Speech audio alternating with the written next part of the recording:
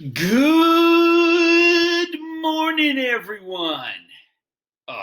It is an epic Wednesday. I am so happy you're here. Let's get our day started off right, please. Would everyone please stand and join me for the Pledge of Allegiance?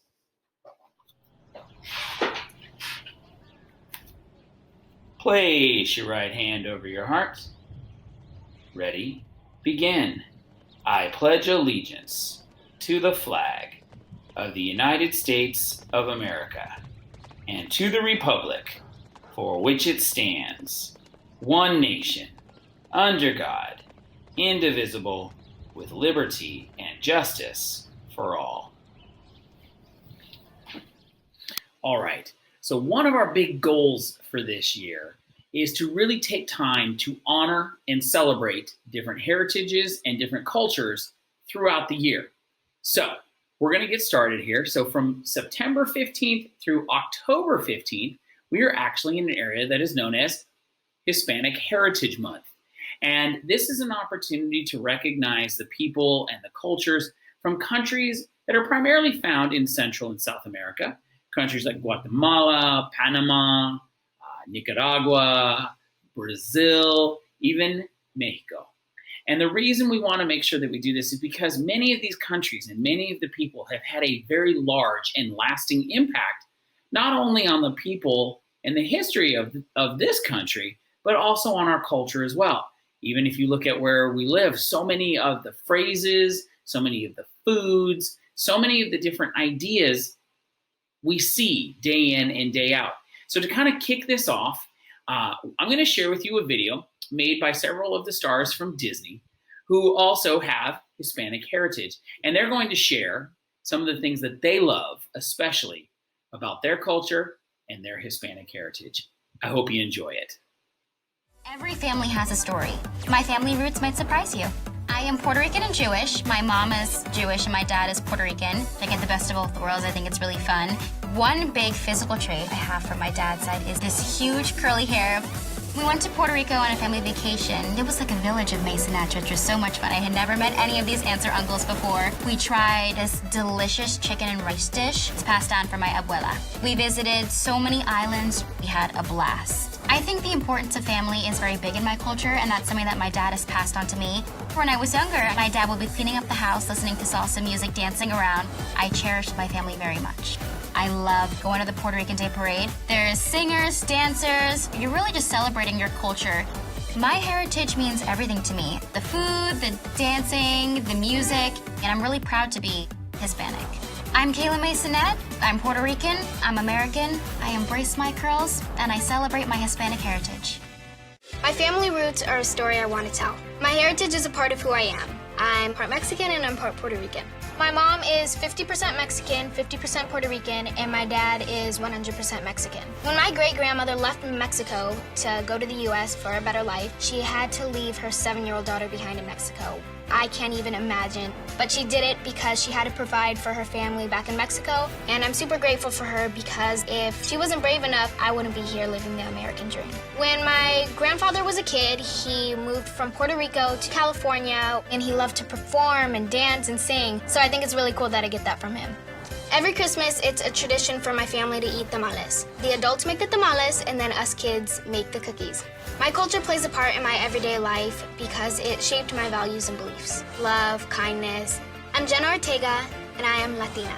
I'm American. I'm a daughter, a granddaughter, and a great-granddaughter. I celebrate my Hispanic heritage. Every family has a story. My heritage is part of who I am. On my mom's side, my grandpa and my great-grandparents came to the U.S. from Mexico to start their life. And on my dad's side, my great-grandfather came here when he was 11. Both my great-grandfathers gave back to their communities by working for the city. One was an electrician and one was in public works. My grandpa is my best friend. We collect watches together, we collect coins together, and we have a lot of fun. Both sides of my family are super close. We're always there when somebody needs someone to talk to, and I love my family. Celebrating Christmas, we all come together, and food is a big part of it. My aunts make tamales, which are always delicious. Some of the tamales are to give away to family and friends, and the rest of them are for us to enjoy. My culture has taught me a lot of things. Working hard, being responsible, having fun, loving your family and friends. I'm Nicholas Bechtel. I am Mexican-American, and I am a big fan of my grandpa. I'm a son, grandson, and great-grandson, and I celebrate my Hispanic heritage. Learning about my past has been pretty cool. My heritage is part of who I am. I'm Puerto Rican and I'm Jewish. My mom is 100% Puerto Rican. My great-grandmother was Taino Indian. My grandpa, we call him Papi, moved to America when he was 19 years old. He didn't know English, but he learned by watching TV.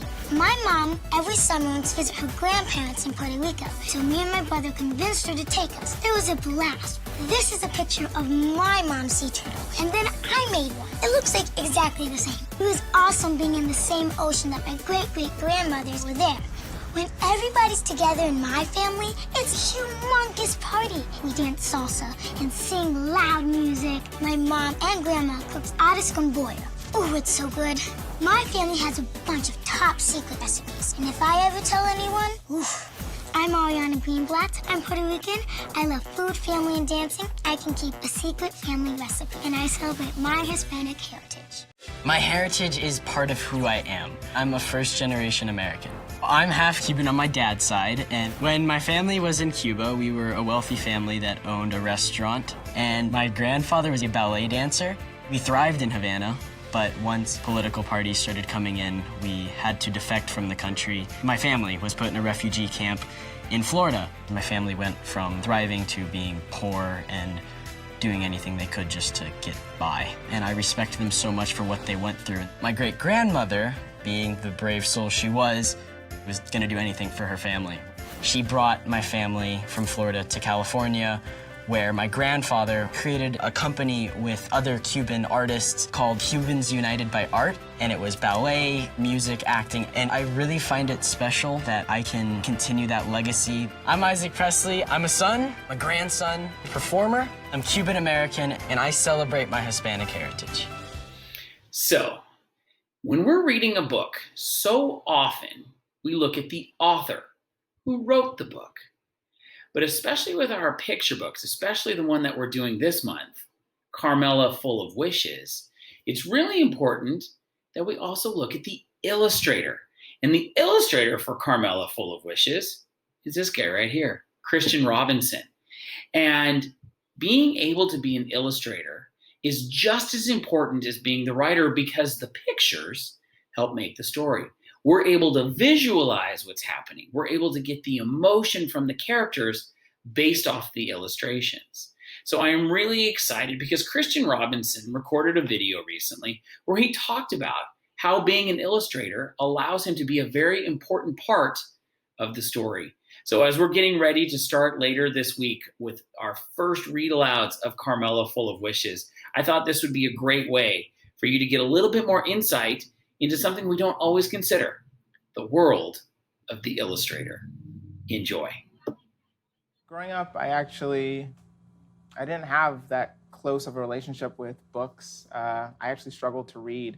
And so I was definitely drawn to books with pictures. I just love that, so much could be communicated with just an image.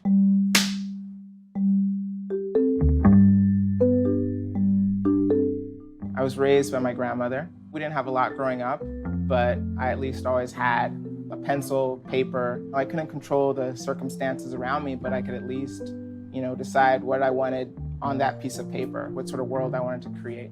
Early on, my drawings were just sort of influenced by whatever was around me. So like most kids, I watched Aladdin and then I drew Aladdin. I watched Jurassic Park and then I drew a dinosaur eating somebody. I don't know so much if I was motivated by people telling me that, you're talented or you're good at what you do, as much as it really was just like a form of escape and just sort of a passion of mine. When you look at a picture book, you might think story by the author and illustrations by the illustrator. The story is actually something that happens when the author and the illustrator come together. It's what happens on the page. On my books, I like to have written by or words by the author and pictures by the illustrator. Illustrating an entire book can be really overwhelming and scary.